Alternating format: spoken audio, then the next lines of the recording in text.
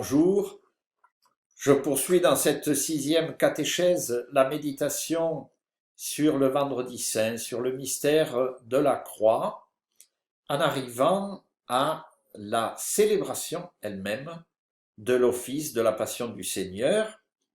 Et je voudrais commencer cette méditation en citant la prière d'ouverture de cette célébration du Vendredi Saint. Voici cette prière qui ouvre la célébration du Vendredi Saint. Seigneur, nous savons que tu aimes sans mesure, toi qui n'as pas refusé ton propre Fils, mais qui l'as livré pour sauver tous les hommes. Aujourd'hui encore, montre-nous ton amour. Nous voulons suivre le Christ qui marche librement vers sa mort. Soutiens-nous comme tu l'as soutenu et sanctifie-nous dans le mystère de sa Pâque, lui qui vit et règne pour les siècles des siècles. Cette prière, qui ouvre donc la liturgie du Vendredi Saint, est une bonne introduction finalement à mon propos, bien sûr parce que je vais parler des rites de la liturgie du vendredi, mais surtout aussi parce que cette oraison est un modèle du genre pour définir le Triduum pascal, qui est l'objet de ces catéchèses. Et il y est carrément indiqué plusieurs points centraux. Le premier, c'est que le Triduum nous fait célébrer indissociablement le mystère pascal du Christ, sa passion et sa mort, sa descente au séjour des morts et sa résurrection. Sanctifie-nous dans le mystère de sa Pâque, dit l'oraison. C'est l'heure de la croix que nous célébrons, mais elle est inséparable de l'heure de la résurrection. Il s'agit du mystère de la Pâque, c'est-à-dire du passage.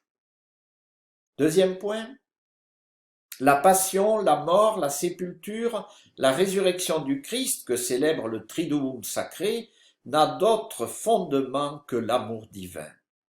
Seigneur, nous savons que tu aimes sans mesure. Ce sont les premiers mots de cette prière. Aujourd'hui encore, montre-nous ton amour. C'est la phrase centrale de l'oraison qui signifie l'actualisation pour nous de ce mystère de don, d'offrande, bref, de ce mystère d'amour.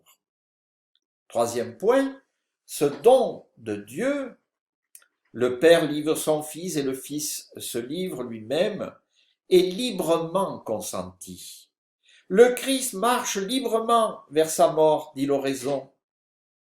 J'ai développé largement ce point dans les catéchèses précédentes.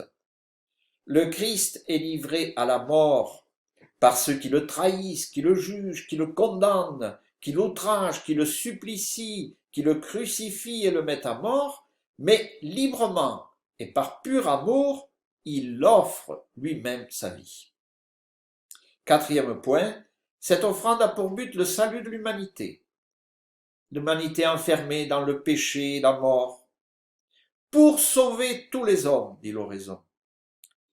J'ai expliqué déjà que les premiers chrétiens et les apôtres en premier lieu avaient reconnu en Jésus le Sauveur, donc le Fils de Dieu, non seulement dans sa résurrection d'entre les morts, mais déjà et plus encore précisément dans le mystère de sa passion, de sa crucifixion et de sa mort.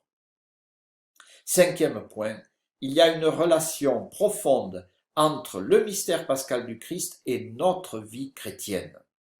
La liturgie et celle du Triduum en constituent le sommet, vient former le chrétien à suivre le chemin pascal du Christ, l'itinéraire par lequel il devient vraiment disciple du Christ.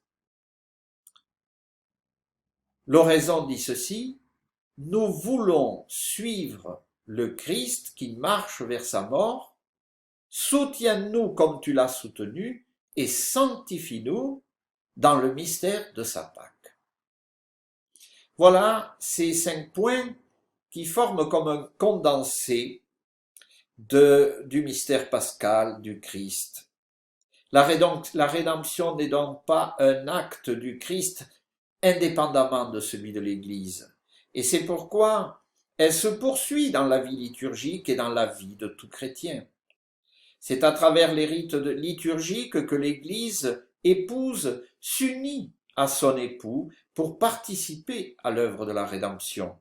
Et c'est là tout le sens du mot, de la notion de mystère, tel que je l'ai déjà explicité dans la première catéchèse.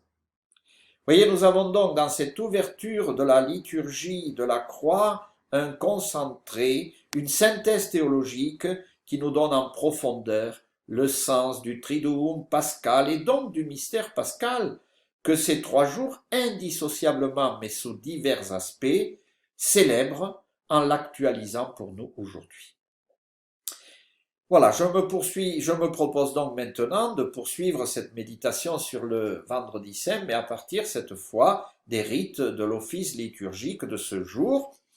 Ce sera le premier point, et ensuite d'entrer dans le mystère du Samedi Saint, celui du repos au tombeau et de la descente au séjour des morts. Lorsqu'il a été question en 1955 de réformer la liturgie du Triduum pascal sous le pontificat du pape Pie XII, c'était donc avant le concile, la célébration du Vendredi Saint a fait l'objet d'investigations historiques approfondies, et l'ensemble des liturgistes étaient globalement d'accord sur la figure de la célébration et notamment le caractère central de l'adoration de la croix. Et parmi les raisons qui conduisaient à cet accord, il y a un texte très vénérable qui atteste à la fin du IVe siècle ce rite de l'adoration de la croix dans une église ô combien vénérable, celle de Jérusalem.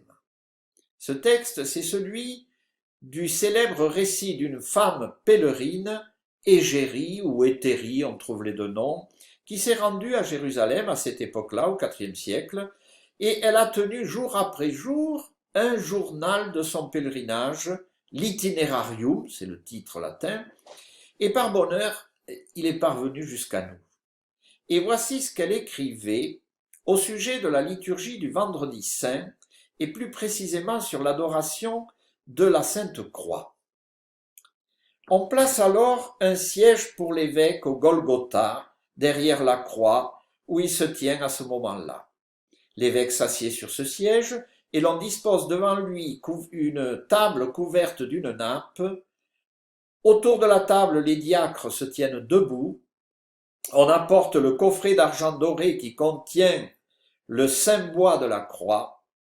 On l'ouvre, on l'expose, on place sur la table le bois de la croix et l'écriteau.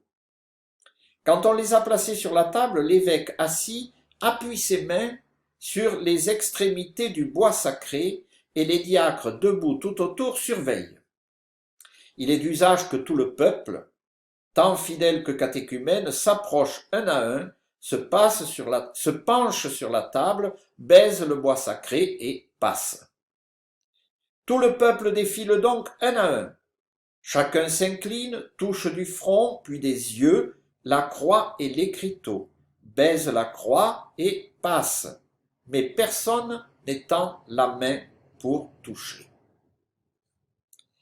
À la lecture de ce texte, les liturgistes pouvaient d'évidence constater la belle continuité entre ce rite de l'adoration de la croix décrit par la pèlerine Égérie et la liturgie romaine telle qu'elle se pratiquait à cette époque-là, au IVe siècle, et telle qu'elle s'est maintenue dans l'Église universelle, dans les livres liturgiques. Après l'adoration de la croix, Égérie décrit une longue synaxe. L'Orient chrétien appelle la célébration de l'Eucharistie la Sainte Synaxe. Et cette synaxe se déroulait dans l'atrium devant la croix. Et voici ce que dit Égérie: on ne cesse de lire des lectures, de dire des hymnes, pour montrer à tout le peuple que ce que les prophètes ont prédit au sujet de la passion du Seigneur s'est réalisé, comme le montrent les évangiles ainsi que les écrits des apôtres. Le lectionnaire arménien confirme cet ordonnancement. L'office dure environ 3 heures. et il suscite une intense émotion. Et il se déroule selon une structure qui est répétée 8 fois pour manifester l'accomplissement des Écritures. Un psaume, une lecture de l'Ancien Testament, une lecture du Nouveau Testament, une prière avec agenouillement. Et dans les 4 dernières séquences, il y en a 8, la lecture d'un récit de la Passion qui précède la prière. Cette abondance de textes et surtout la relation entre l'Ancien et le Nouveau Testament affirme que la Passion n'est pas le fruit d'un hasard malheureux ou même uniquement l'œuvre de la malignité des hommes, mais avant tout la réalisation des promesses de Dieu envers son peuple. La liturgie est le lieu qui permet de vivre la Pâque du Christ comme la célébration de l'accomplissement des Écritures. Et la pèlerine décrit de manière détaillée le rite de l'adoration de la croix. C'est donc une célébration où chaque fidèle vénère la relique de la Sainte Croix en s'inclinant devant elle, en lui donnant un baiser, mais sans la toucher avec les mains. On peut rapprocher ces indications de celles données par saint Cyril de Jérusalem à propos de la communion au sang du Christ dans sa 5e catéchèse mystagogique. Le geste des fidèles devant la croix se déroule selon un schéma similaire à celui de la communion eucharistique. C'était ainsi, si l'on en croit saint Jean Chrysostome, le rituel aussi de la vénération des reliques des martyrs. Ce geste de l'adoration de la croix est donc très spécifique et il serait erroné de l'interpréter comme une sorte de christianisation des pratiques cultuelles païennes de l'Antiquité envers les dieux ou les symboles impérieux. Non, il s'agit pour le chrétien, par ce geste de prosternation et d'adoration, de faire avec son corps l'expérience de la passion. Et l'office actuel du Vendredi Saint, qui est appelé célébration de la Passion du Seigneur, a lieu en principe vers 3 heures, mais le missel ajoute, à moins qu'une raison pastorale ne fasse choisir une heure plus tardive, et c'est en effet ce qui se passe souvent dans toutes les paroisses de France, où la célébration a lieu en fin d'après-midi ou même plus tard, car il ne s'agit pas d'un jour chômé en France, et qui, si on veut qu'il y ait le plus grand nombre de fidèles possible, on ne peut pas la célébrer en plein après-midi vers 3 heures. Le déroulement a été précisé par une lettre de la Congrégation pour le culte divin de janvier 1988, qui ne dit pas autre chose que ce qui est écrit dans le missel, et l'ordre de la célébration et le caractère central de l'adoration de la croix sont donc vraiment considérés comme essentiels. Je poursuivrai la fois prochaine en détaillant cette célébration dans ce qui sera la 7e catéchèse. Bonne soirée, au revoir et à la fois prochaine.